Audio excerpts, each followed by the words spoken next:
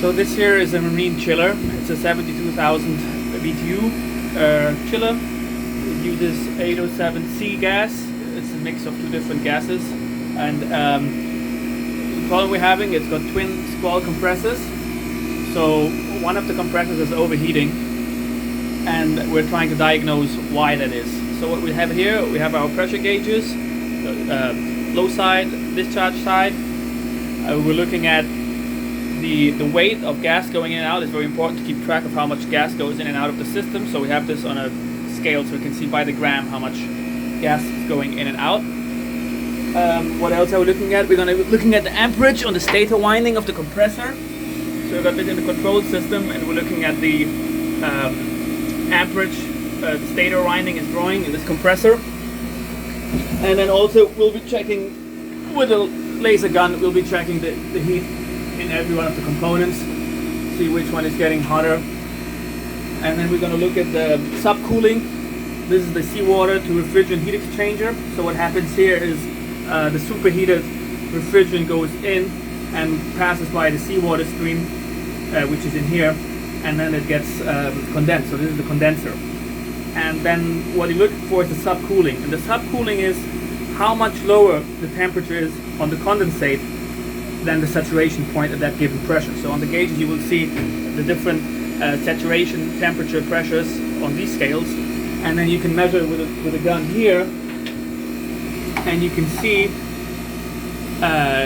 how much lower temperatures. So how much lower the condensate output is versus the saturation pressure, that would be a subcooling. And then after this is the expansion valve here. This is an expansion valve. What this does is regulate the expansion of the condensate, and it does this by measuring the temperature of the expanded gas here. So there you find a little valve in here, and in that valve there's a little amount of the same refrigerant that the system is running on. So in this case this would be RO7C, which is a mix of tetrafluoropentane and difluoroethane. So what this does, when this gets too warm, it will expand, and this is what drives the membrane here, and that operates the valve. So this is the input, this is the output, and then the other thing the expansion valve does is measure the back pressure. So this is the pressure that goes down to the suction side, so it's compensated like that. So yeah, we're going to see what the amperage is doing. So the first diagnosis is obviously that the compressor is short. That would be the obvious thing, to think that the windings are shorted out. And then the other thing, people think it might be the expansion valve.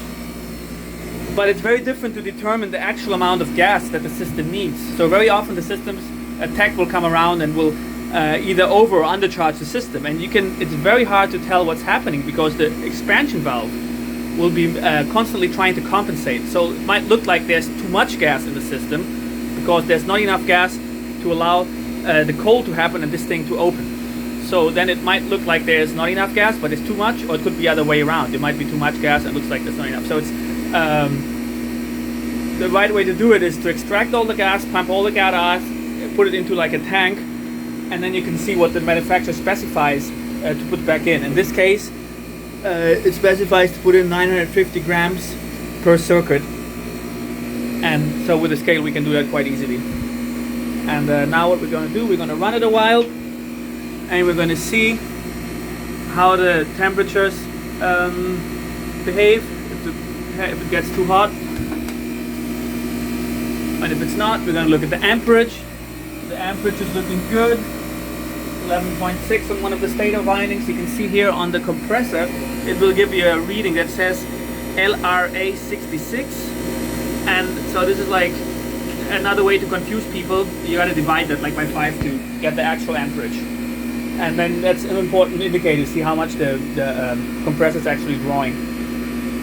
And so we're going to leave this run a while and see now if it will still fail.